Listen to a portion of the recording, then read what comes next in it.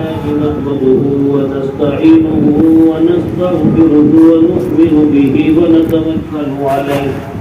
ونعوذ بالله من شرور أنفسنا ومن سيئات أعمالنا من يهده الله فلا مضل له ومن يضلله فلا هادي له ونشهد أن لا إله إلا الله وحده لا شريك له ونشهد أن سيدنا وسندنا وحبيبنا ومولانا محمدا عبده ورسوله صلى الله عليه وعلى آله وأصحابه وبارك وسلم أما بعد فقد قال الله تبارك وتعالى في كلامه الناطق أعوذ بالله من الشيطان الرجيم بسم الله الرحمن الرحيم وفديناه بذبح عظيم صدق الله العظيم وقال النبي صلى الله عليه وسلم هما جنتك ونارك أو كما قال عليه الصلاة والسلام.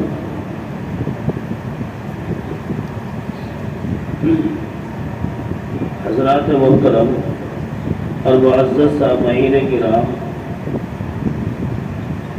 یہ مبارک مہینہ چل رہا ہے، اس مبارک مہینے کا یہ مبارک عشرہ جس کا ایک ایک دن شریعت کی روح سے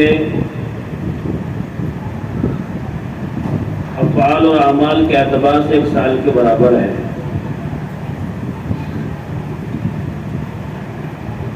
سچی بات یہ ہے کہ جناب نبی اکرم صلی اللہ علیہ وسلم کے زمانے سے بہت دور زمانہ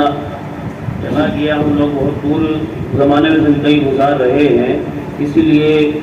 اس عشرے کی اہمیت اور عظمت کا ہمیں اندازہ نہیں ہے. اگر اندازہ ہو جائے تو پھر یہ یقینی بات ہے کہ ہم اس عشرے کی قدر اس اہتمام سے کریں کہ شاید ہے کہ ہم زندگی میں اس عشرے کو اس طریقے سے گزاریں جیسے کہ بے راہروی کا شکار یہ عشرہ ہم سے ہو گیا، ہم نے یوں ہی اس کو گزار دیا. ایک ایک دن بڑا قیمتی دن ہے، لیکن بہرحال چونکہ ہوتا یہ ہے کہ جمعے کے دن جب جمعے سے پہلے خطیب خطبہ دیتے ہیں اور اس سے پہلے وہ اپنی تقاریر میں بات چیت کرتے ہیں تو وہاں بھی اتنا موقع نہیں ہوتا کہ کسی مسجد میں 10 منٹ یا 12 منٹ یا زیادہ سے زیادہ 15-20 منٹ. اور ایسے حساس موضوع کے لیے میرا اپنا ماننا یہ ہے کہ کم از کم کوئی کہیں مجلس منعقد ہو جس میں 1-1.5 گھنٹے کا وقت نکالا جائے اور ان چیزوں پر بات چیت ہو تاکہ عوام الناس تک یہ بات آسانی کے ساتھ میں سہولت کے ساتھ میں پہنچ جائے اور انہیں اہمیت اور اس کی عظمت کا اندازہ ہو. بہت ساری چیزیں ایسی ہیں کہ جن بیچاروں کو پتہ نہیں ہوتا اور پھر کبھی اتفاق سے کہیں موبائل میں لیٹ بیٹھ کر کے وہ سن لیتے ہیں، پھر کہتے ہیں جی آپ اس بارے میں بتاتے ہی نہیں، ہم نے رات یہ سنا ہے. یہ باتیں آتی ہیں سامنے، لیکن سچائی یہ ہے کہ مسجدوں میں اتنا ٹائم نہیں ہوتا ہے جو کھل کر کے بات ہو. کل تاج پور میں مجلس کی ذکر کی، وہاں بھی 2-4 باتیں 10-20 منٹ میں اس سے متعلق بتائی گئی تھی. تو یہی ذہن میں تھا کہ انشاءاللہ فضائل قربانی پر 2-4 باتیں سامنے کم از کم آ جائیں. جب ہم اپنا اتنا قیمتی مال اللہ کی راہ میں قربان کرتے ہیں، یعنی کوئی 50,000 روپے کا بکرا خرید کر لاتا ہے، کوئی 50,000 روپے کی بھینس خرید کر کے لاتا ہے اور راہ خداوندی میں اس کو قربان کر رہے ہیں، تو کم از کم اس قربانی کی عظمت اور اہمیت کا اندازہ تو ہو کہ آخر کیا وجہ ہے کہ ہم کیوں قربانی کر رہے ہیں. اور قربانی کے صحیح بات یہ ہے قربانی کرنے کا احساس بھی تبھی ہوگا کہ جب ہمیں اس کی اہمیت اور اس کی عظمت کا اندازہ ہوگا. اور یہ تبھی ہوگا کہ جب ہم غور و خوض کے ساتھ میں بیٹھ کر کے باتیں سنیں، علماء کی صحبت اٹھائیں، مسائل معلوم کریں یا پھر تقاریر سنیں، تو پھر اس کا بھی الحمدللہ 100% ہمیں معلوم ہوگا، تو لطف جو ہے وہ دوبالا ہو جائے گا، اس کا مزہ، اس کا ذائقہ جب ہم قربانی کرتے ہیں پھر الحمدللہ اس کا مزہ دوبالا ہو جائے گا اور بہت لطف آئے گا کہ راہ خدا میں مال خرچ کرنے کو۔ تو مجھے عرض یہ کرنا ہے کہ یہ مہینہ بڑا قیمتی مہینہ چل رہا ہے، ذی الحجہ کا مہینہ ہے۔ اس مہینے میں جہاں بہت سے تاریخی واقعات ہیں، تو حضرت اسماعیل علیہ نبینا علیہ السلام کا یہ قربانی کا تاریخ ساز واقعہ اپنی مثال آپ ہے۔ حضرت اسماعیل علیہ نبینا علیہ السلام کی یہ جو سنت ہے، پورا عالم اسلام اس سنت کو ادا کرتا ہے، اور سنت کو ادا کرتے وقت اس کو احساس یہی ہوتا ہے کہ میں حضرت ابراہیم اور حضرت اسماعیل باپ بیٹے کی اس سنت کو زندہ کر رہا ہوں، جس سنت کو حضرت ابراہیم علیہ نبینا علیہ السلام نے خواب میں دیکھا تھا، کہ خواب میں امر الہی ہوتا ہے کہ جاؤ اس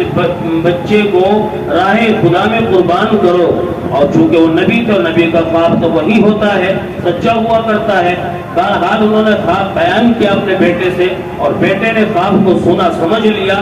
چونکہ باپ بھی نبی ہے، بیٹا بھی نبی ہے۔ بہرحال وہ الگ بات ہے کہ باپ بچہ چھوٹا ہے، لیکن نبوت کے آثار وہاں نمایاں تھے، سمجھ گئے کہ میرے والد کی اپنی بات نہیں ہے بلکہ حکم خداوندی ہے۔ تو بات یہ کر رہا ہوں کہ ذی الحجہ کا مہینہ ہے، اس مہینے میں یہ اتنا تاریخ ساز واقعہ ہے، اس تاریخ ساز واقعے کو قرآن کریم نے ریکارڈ کیا ہے، اور یہی وجہ ہے کہ ہندوستان ہی نہیں، پورے عالم اسلام اللہ کی محبت میں ڈوب کر کے سیدنا ابراہیم علیہ نبینا علیہ السلام اور سیدنا اسماعیل علیہ نبینا علیہ السلام کی سنت کو زندہ کرتا ہے۔ جو قربانی کرنے کا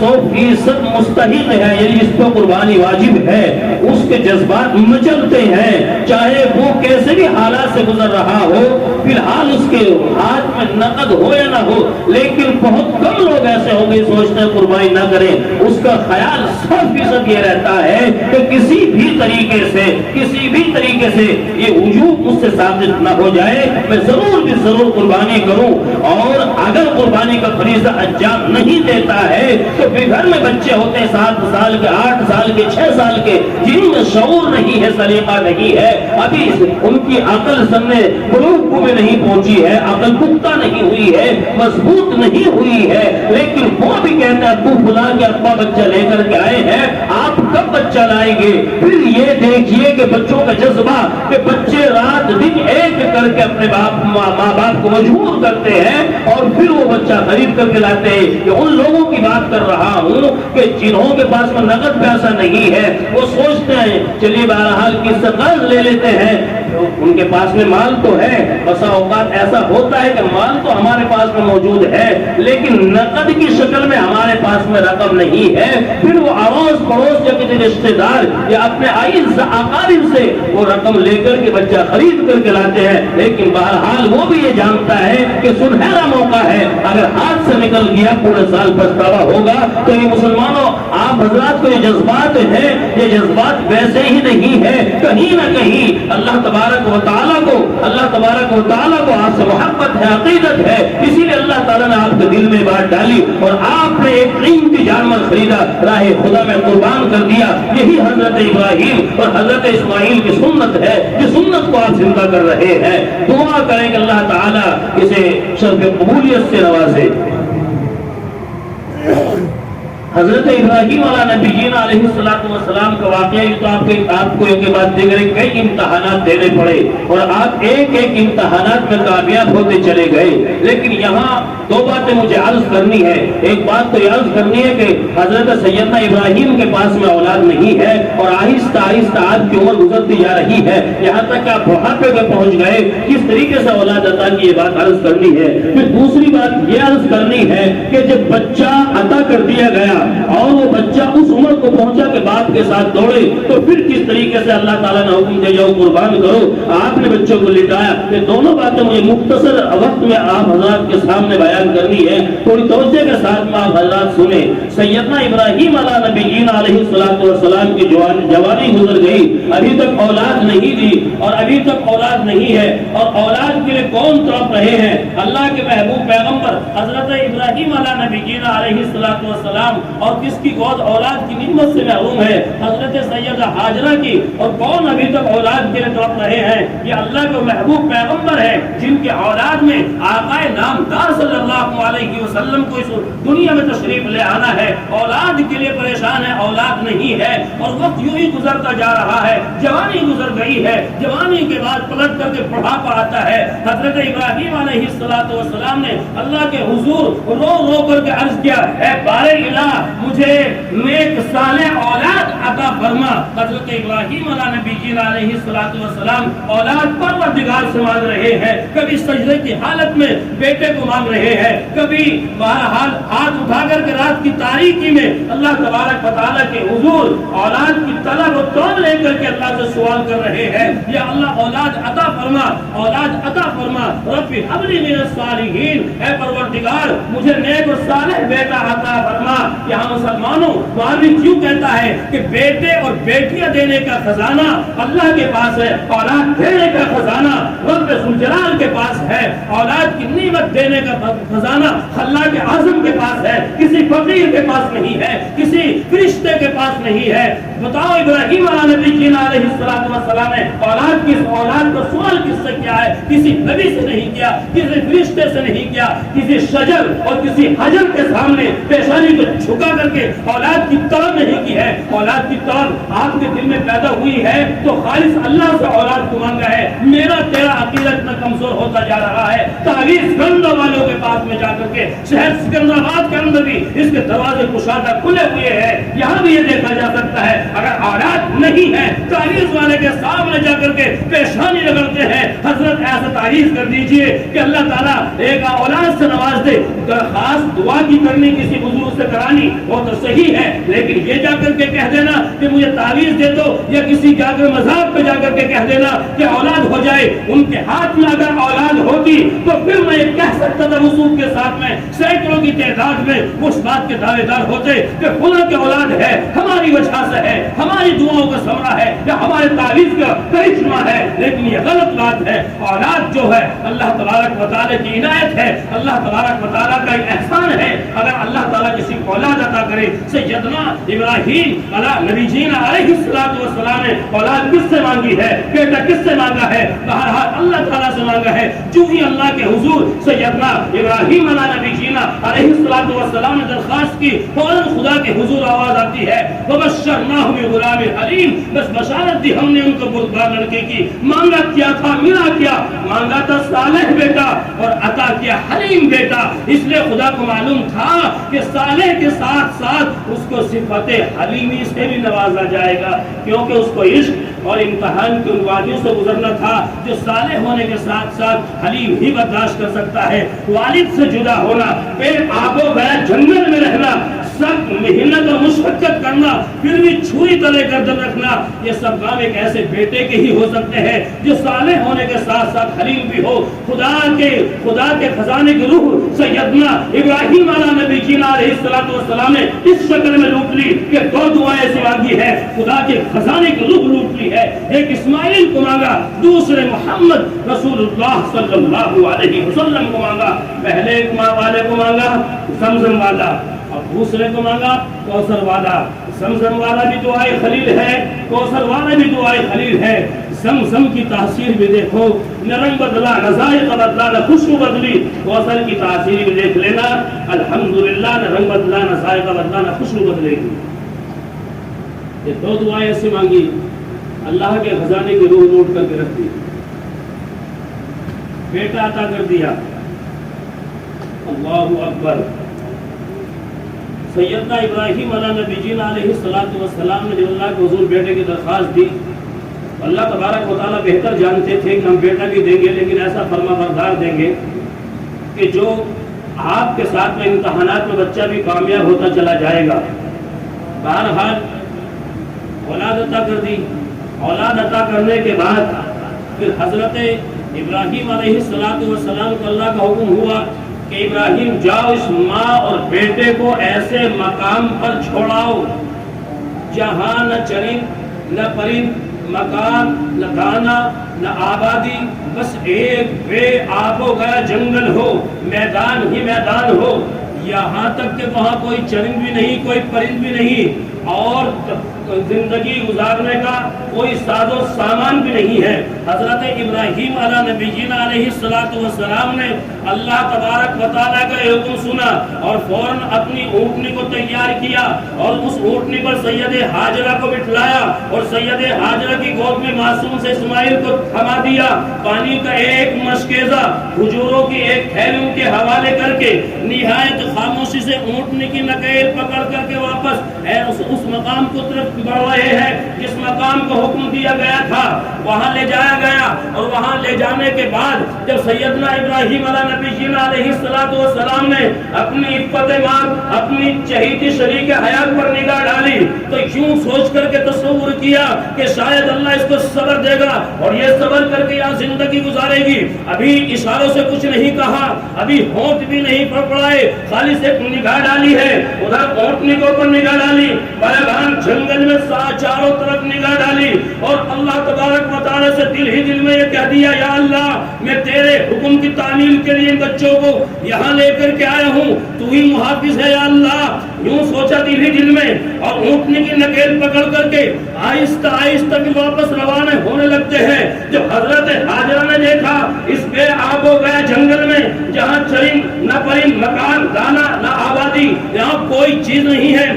زندگی گزارنے کا ساز و سامان نہیں ہے، کسی درخت میں ہریالی کی رمق باقی نہیں ہے، یہاں چھوڑ کر کے جا رہے ہیں. تو پیچھے سے حضرت ابراہیم کے کرتے کو یوں پکڑا، دامن کو یوں پکڑا اور پکڑ کر کے سوال کر لیا کہاں چھوڑے جا رہے ہیں آپ؟ یہاں دانا ہے نہ پانی، یہاں تنہا کیسے رہوں گی؟ چلو میرا نہیں، کم از کم اس معصوم کا سوچا ہوتا جو بڑھاپے میں رو رو کر خدا سے مانگا تھا. مسلمانوں جس وقت میں بات کہی ہوگی بچے کو یوں ہاتھوں میں اٹھا کر کے کہا ہوگا چلو میرا نہیں، کم از کم اس معصوم کا ہی سوچا ہوتا جو بڑھاپے میں رو رو کر کے خدا سے مانگا تھا. حضرت ابراہیم پر پیغمبرانہ صبر، حوصلے کا ضبط غالب تھا. بیوی کی اس بے بسی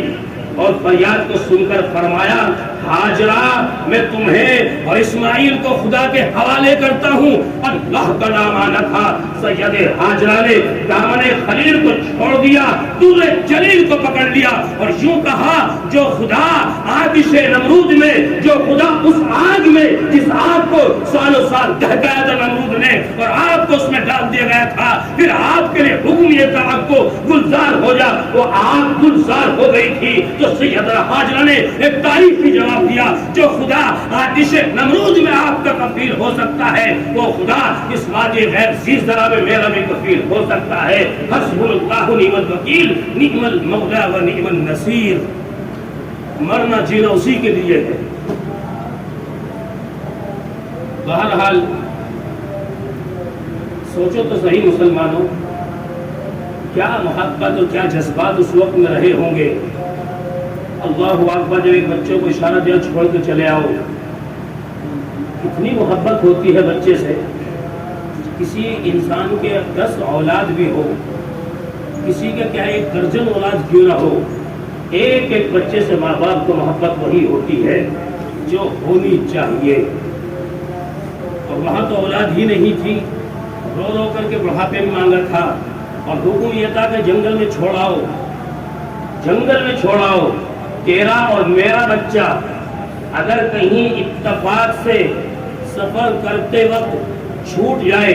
چھوٹنے کی دور کی بات ہے، تیرا اور میرا بچہ اگر کسی رشتہ داری میں کہیں چلا جائے تو پھر دیکھیے کہ ہم بار بار ٹیلی فون پر کیسے خبر لیتے ہیں. ایک دن میں 2 دفعہ ٹیلی فون کرتے ہیں کہ بچہ خیریت سے ہے، کہ بچہ کچھ کھا رہا ہے یا نہیں کھا رہا ہے. لیکن وہاں چاہت کو قربان کر دیا اللہ کے حکم پر، بچے کو چھوڑنے کا حکم دیا کہ جاؤ چھوڑاؤ۔ اور جانتے ہو مسلمانوں کہ سیدہ ہاجرہ جس وقت میں کہہ رہی ہے میرا نہیں اس بچے کا سوچا ہوتا تو سیدہ ہاجرہ کون سا کلیجہ لے کر کے آئی ہوں گی، اور زبان سے اگر الفاظ استعمال کیے ہوں گے تو وہ کس طریقے سے الفاظ نکلے ہوں گے۔ اللہ کی قسم آج یہ واقعہ اگر ہم کتابوں میں پڑھتے ہیں آنکھیں اشک باری کرنے پر مجبور نہیں، بلکہ 100% آنکھوں سے آنسو کی جھڑی لگ جاتی ہے کہ کس طریقے سے جذبات کے ساتھ میں انہوں نے قربانی پیش کی ہے، اور بچے کو چھوڑ دیا، بیوی کو چھوڑ دیا، اور بظاہر اسباب و زندگی گزارنے کے نظر نہیں آ رہے ہیں، یہ چھوڑ کر کے چلے گئے، اور وہاں کوسوں دور جا کر کے پیچھے مڑ کر کے دیکھا، جب وہ بھی تب مڑ کر کے دیکھا جب یہ احساس ہو چلا تھا کہ میں کافی دور نکل گیا، میری آنکھوں سے اوجھل ہو گئے ہوں گے۔ شاید حضرت ابراہیم علیہ نبی جینا علیہ السلام نے چند قدموں کے بعد پیچھے مڑ کر اس لیے نہ دیکھا ہو کہ کہیں ایسا تو نہیں کہ حکم خداوندی پورا نہ ہو سکے، کہیں ایسا تو نہیں بیوی اور بیٹے کی محبت غالب نہ آ جائے۔ دور جا کر کے پیچھے مڑ کر کے دیکھا، ہاجرہ اور اسماعیل آنکھوں سے اوجھل ہو گئے، تو پیغمبر نے اس وادی میں ایک ایسی رقت انگیز درد سوز میں ڈوبی ہوئی دعا مانگی، کروں بیان کس طریقے سے کہ جگر پھٹ گئے، عرش و فرش پر اس کے اثر انگیزی کے اثرات پھیل گئے۔ یعنی جس وقت یہ منظر آسمان کے فرشتے دیکھ رہے ہوں گے، یہ زمین پر رہنے والے جانور رہنے والے اور ہوا میں اڑنے والے جانور منظر دیکھ رہے ہوں گے، اللہ کی قسم یہ سوچنے پر مجبور ہوں گے کہ آخر یہ کیا ہو رہا ہے۔ معصوم بچہ ہے، شیر خوار بچہ ہے، ابھی چند دنوں کا بچہ ہے، چھوڑنے کا حکم دے دیا گیا، جاؤ چھوڑ کر کے آؤ۔ ان کلیوں نے چٹکنا چھوڑ دیا ہوگا، ان ہواؤں نے چلنا چھوڑ دیا ہوگا، وہ چھوڑ کر کے چلے گئے اور وہاں دور جا کر کے سجدہ کیا، اللہ کے حضور دعا کی، ربنا انی اسکنت من ذریتی بواد غیر ذی زرع عند بیتک المحرم ربنا لیقیموا الصلاة واجعل افئدة من الناس تهوی الیہم وارزقهم من الثمرات لعلهم یشکرون۔ اے اللہ میں نے بعض اولاد تیرے محترم گھر کے پاس میں لا کر بسائی تاکہ یہ محترم گھر عبادت گزران توحید سے خالی نہ رہے، بس تو اپنے فضل و کرم سے ان کے لیے زمین کی پیداوار سے سامان رزق مہیا کر دے تاکہ تیرے شکر گزار ہوں۔ سحر کے وقت ابراہیم نے اٹھ کر دعا مانگی، سکون قلب مانگا، کوئے تسلیم و رضا مانگی، اے مالک میں عمل کو تابع ارشاد کرتا ہوں، میں بیوی اور بچوں کو یہاں آباد کرتا ہوں، اسی سنسان وادی میں انہیں روزی کا سامہ دے، اسی بے بل سامانی شان سر بہانا دے۔ الہی نسل اسماعیل بہتر قوم ہو جائے، یہ قوم ایک روز پابند صلاۃ و صوم ہو جائے۔ بشارت تیری سچی ہے، تیرا وعدہ بھی سچا ہے، بس تو ہی محافظ ہے، یہ بیوی ہے، یہ بچہ ہے۔ ابراہیم علیہ السلام دعا مانگ رہے ہیں، چھوڑ کر کے چلے گئے، اور حضرت ہاجرہ نے اللہ سے لوح لگائی ہے۔ ابراہیم کا دل سے تصور نکال دیا، صرف رب ذوالجلال سے لوح لگائی، لیکن بہرحال چونکہ امتحان تھا اور امتحان میں سرخرو ہونا تھا، کامیاب ہونا تھا ان تینوں کو، ماں کو بھی، بیٹے کو بھی، باپ کو بھی۔ بہرحال زندگی گزرتی رہی، مشکل سے پانی پیتی رہی اور تھیلیوں سے کھجوریں کھاتی رہی۔ ایک وقت وہ بھی آیا کہ پانی بھی ختم، کھجوریں بھی ختم، زبان بھی خشک ہو گئی، پریشانی کا عالم بڑھ گیا۔ اللہ اللہ کر کے ایک ایک لمحہ گزر رہا ہے، اور جب شدت پیاس کی وجہ سے دم ٹوٹنے کے قریب ہوا اور دیکھا کہ بچے کو بلکتے تڑپتے، اور یہاں چھاتیوں میں دودھ بھی خشک ہو گیا، سوکھ گیا۔ پوچھو اس خاتون سے جو خاتون اپنے شیرخوار بچے کو دودھ پلاتی ہو، اور جب کھانے کو نہ ملے تو پھر دودھ کہاں سے آئے گا؟ دودھ بھی خشک ہو گیا۔ اب بچے نے جو ایڑیاں رگڑی ہے، روتے روتے چلاتے بلکتے جب اپنے بچے کو دیکھا، اور ماں جس وقت میں اپنے بچے کو بلکتے دیکھتی ہے، اگر وہ کچن میں بھی کام کر رہی ہے یا گھر کے کسی کونے میں بھی کام کر رہی ہے،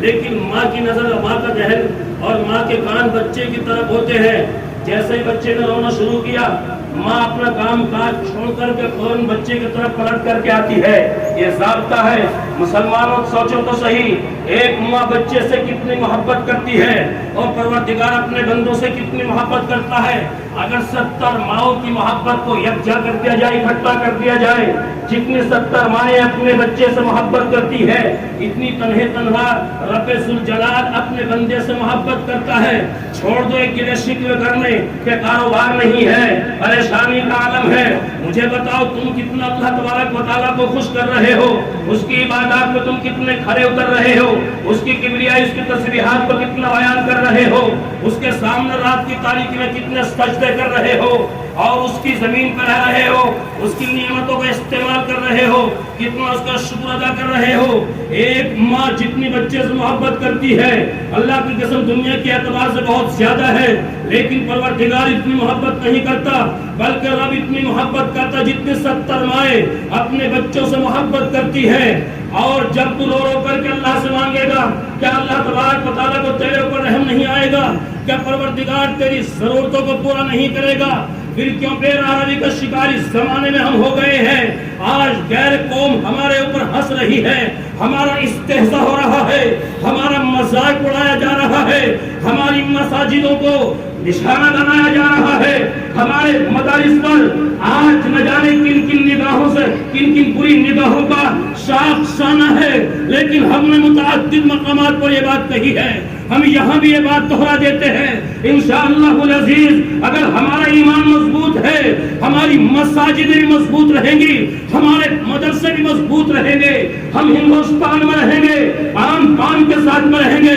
اپنے ایمان کے ساتھ میں رہیں گے, قرآن و حدیث کے ساتھ میں رہیں گے, اپنے مدرسوں کے ساتھ میں رہیں گے, اپنی مساجد خانقاہوں کے ساتھ زندہ رہیں گے. ہم یہاں کرایہ دار نہیں ہیں, ہم یہاں حصے دار ہیں. ایک انسان یوں کہتا ہے کہ قربانی تم کیوں کر رہے ہو, اسے جاننا چاہیے یہ حکم خداوندی ہے, اس لیے ہم قربانی کر رہے ہیں. کسی کے خوف کی وجہ سے, یا کسی کے ڈر کی وجہ سے, یا کسی کے احساسات مجروح ہوں اس کی وجہ سے ہم قربانی کرنا چھوڑ دیں. مسلمان سے قتل برداشت نہیں کر سکتا ہے. ہم ہر حال میں زندہ رہیں گے, احکام شریعت پہ عمل پیرا ہو کر کے زندہ رہیں گے. ورنہ کون سی بات ہوئی ہے ہم مسلمان ہوں, قرآن ہمارے طاقوں میں رکھا ہوا ہو اور حدیث ہمارے ہاتھ میں ہو, باوجود اس کے احکام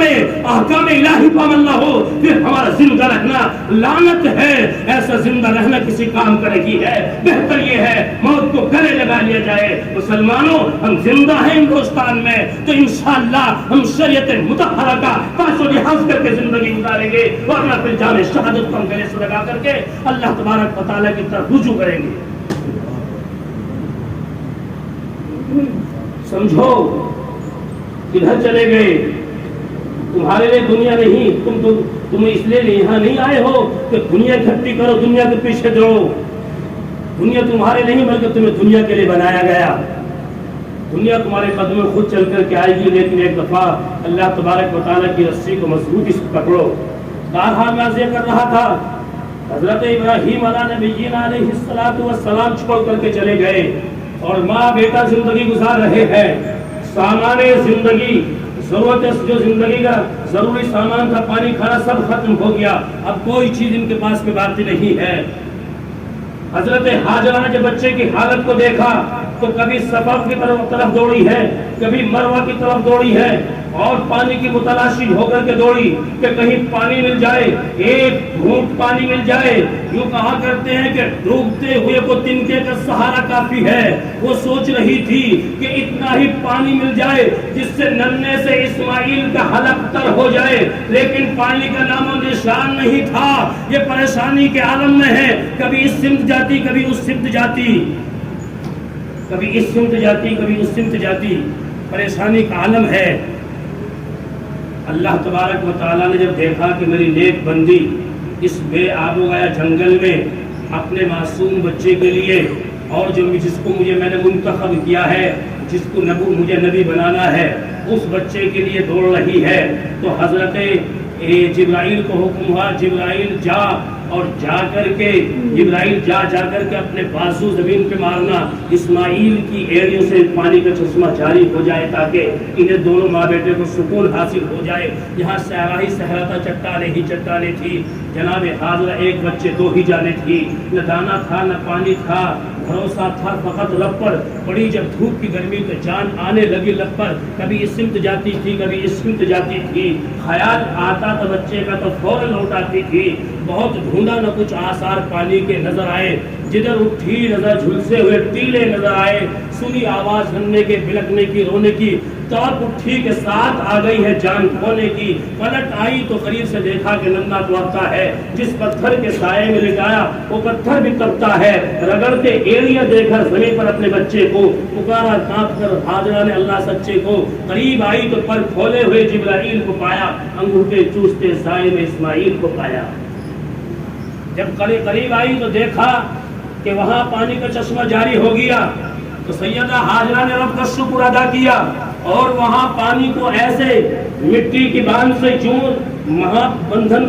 بنا دیا، پانی وہاں ٹھہر گیا، اور شاید اسی وجہ سے اسے زمزم کہا جاتا ہے، یہ وہاں ٹھہر گیا، اور ٹھہرنے کے بعد حضرت ہاجرہ اور حضرت اسماعیل زندگی گزارتے رہے، چونکہ جب پانی ہوتا ہے تو زمین سے کوئی نہ کوئی چیز پیدا ہو جایا کرتی ہے، ہر وقت گزرتا رہا، اور وقت گزرتے پھر یہ ہوا کہ ایک دن بنی جرہم کا ایک قبیلہ، یہ جرہم قبیلہ نامور قبیلہ تھا، بڑا قبیلہ تھا، یہ جرہم کا قبیلہ وہاں سے گزر رہا تھا، لیکن پورے کا پورا قافلہ، پورا قبیلہ شدت پیاس کی وجہ سے پریشان تھا، ان کے پاس میں پانی بھی نہیں تھا، اتنے پریشان ہو چکے تھے، یہ بھی جان دینے کے لیے تیار تھے، چونکہ پانی نظر نہیں آ رہا ہے، چلنا ان کے بس کی نہیں رہا ہے، بات چیت کرنے سے قاصر ہو گئے، ان کی آوازیں نکلنا بند ہو گئی، جرہم نے ایسے کر کے دور نگاہ آسمان کی طرف اٹھا کر کے دیکھا تو دیکھا کہ پرندے پرواز کر رہے ہیں، پرندے فضا میں اڑ رہے ہیں، جرہم نے کہا تم ٹھہرو میں یہاں دیکھ کر کے آتا ہوں، جرہم نے تھوڑا تیز قدموں کے ساتھ اس منزل کو طے کیا، طے کرنے کے بعد جرہم وہاں پہنچا، اور جرہم نے دیکھا کہ وہاں پانی بھی موجود ہے، وہاں ایک خاتون بھی موجود ہے، ایک بچہ بھی موجود ہے، جرہم نے کوئی لمبی چوڑی گفتگو نہ کیے بغیر صرف ڈائریکٹ یہ معلوم کیا کیا یہاں ہم ٹھہر سکتے ہیں، کیا ہم یہاں رہائش اختیار کر سکتے ہیں، کیا ہم یہاں بودباش اختیار کر سکتے ہیں۔ سید ہاجرہ نے اس کو فوراً منظوری دے دی، منظور کر لیا، یہ جرہم کا قبیلہ وہاں ٹھہر گیا، اس نے وہاں رہائش اختیار کر لی، آہستہ آہستہ یہ جرہم کا قبیلہ، آہستہ آہستہ یہ جرہم کا قبیلہ وہاں ایک اپنی آبادی، ایک بستی کی شکل اختیار کرتا گیا، لیکن آج مسلمان جانتا ہے، پوری دنیا کا مسلمان جانتا ہے، نہ قریہ نہ بستی، آج اس مقام پر وہ شہر موجود ہے جسے مکہ المکرمہ کہا جاتا ہے، جہاں اس سال بھی کئی لاکھ انسانوں کا سمندر حج کرنے گیا ہوا ہے، جہاں آج بھی مسلمان دنیا کے چاہتا ہے کہ اگر کاش ہماری منظوری نہ آئے، چاہے ہمیں اجازت مل جائے، ہمیں سر کے بل بھی جانا پڑے، ہم جانے کے لیے تیار ہے۔ مسلمان 24 گھنٹے میں ایک آج جب حضرت تصور کرتا ہے یا اللہ اپنے اس گھر کی زیارت فرما، اپنے اس گھر کی زیارت کرنے کی توفیق عطا فرما، شرط قبولیت عطا فرما، مسلمان دعا کرتا ہے تو بہرحال آج اس مقام پر مکہ المکرمہ وہ شہر آباد ہے جہاں